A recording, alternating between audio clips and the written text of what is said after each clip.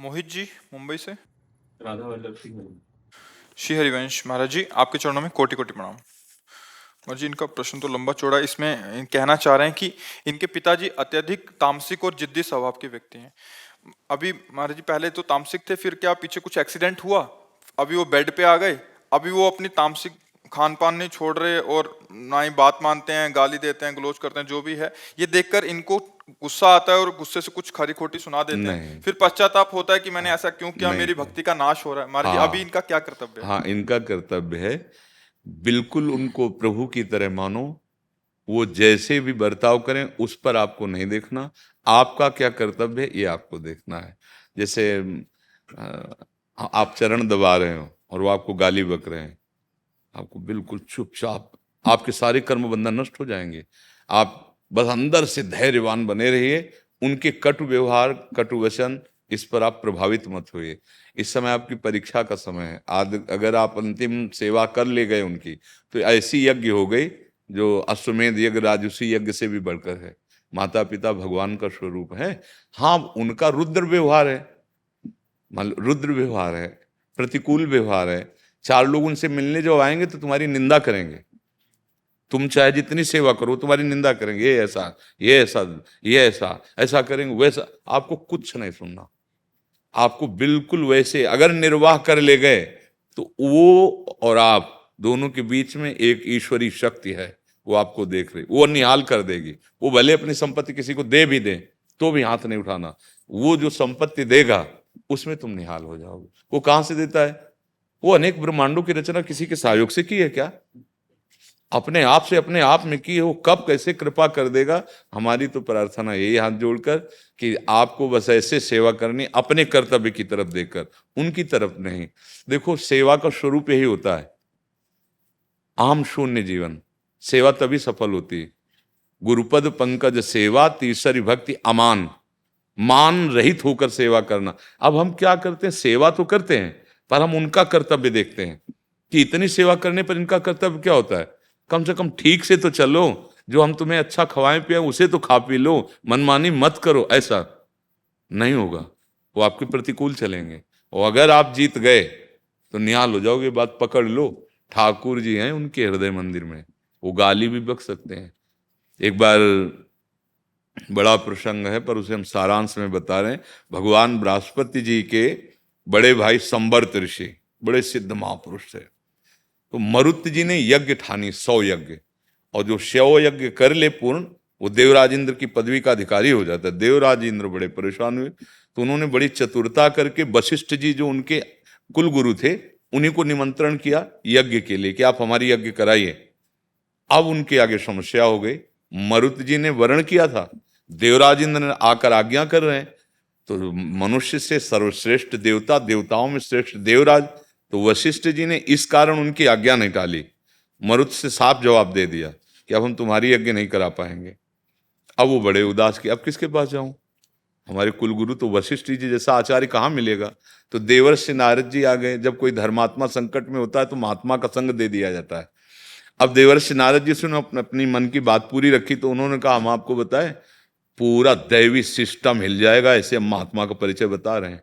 काशी में इस समय वो नंग धड़ंग अवधूत रूप में रहते हैं। उनका नाम संवर्त ऋषि है। अगर उनको तुम रिझा लो, वो आचार्य बन जाए, तो कोई ऐसा दैवी शक्ति नहीं कि तुम्हारी यज्ञ में बाधा डाले। तो उन्होंने कहा पहचान कैसे होगी? बोले एक बार विश्वनाथ जी का दर्शन करने आते हैं 24 घंटे में, और वो 100 से विचलित होते हैं। तो एक तुम 100 रखना, और ऐसे रखना कि जहां तुम्हें कोई अवधूत नंग धड़ंग ऐसा विक्षिप्त पागल दिखाई दे तो 100 को सकला के मार्ग में कर देना। और जब पीछे हटने लगे तो समझ लेना वो संवर्त ऋषि हैं। ऐसा ही किया, और एक उन्मत्त वेश ऐसे महादेव जी के दर्शन के लिए जा रहे थे, जो 100 देखा पीछे हट गए, भागे। मरुद जी पीछे भागे।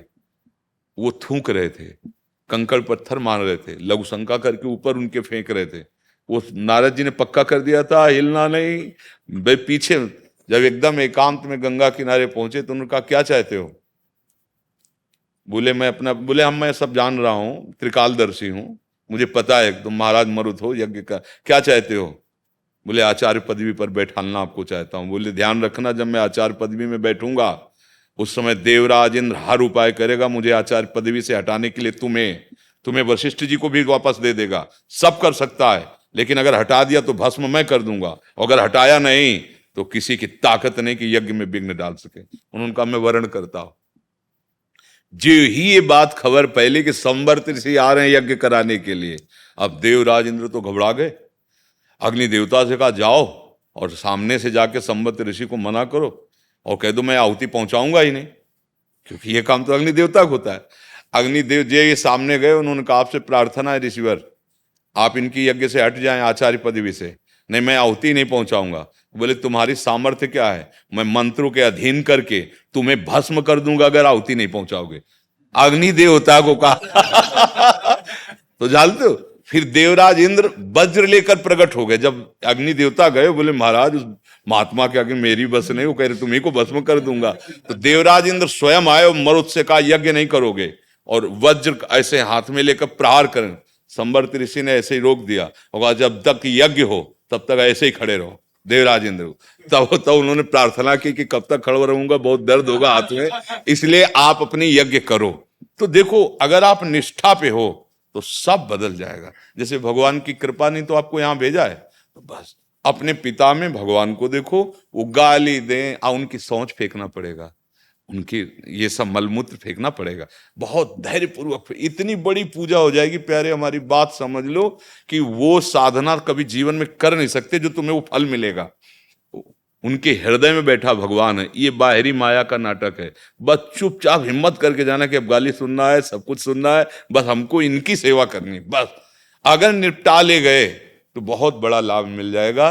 बड़ा मुश्किल होता है, क्योंकि जब हम सेवा करते हैं तन से, धन से, मन से, तो हमारे मन में एक बात होती है कि प्रशंसा तो होने, जब 4 रिश्तेदार आए तो कि हमारे जैसा बेटा कोई नहीं होगा, इतना तो है ना, और इतना की जगह वो निंदा कर रहे हैं। इन सारी चीजों से दिक्कत भी नहीं है महाराज जी, मतलब 8 साल हो गए उनको इससे जूझते हुए। जब हमारी माता श्री जो हैं तो अध्यात्म पे वो मुझे और मेरे भाई को वही लेकर आई बचपन से।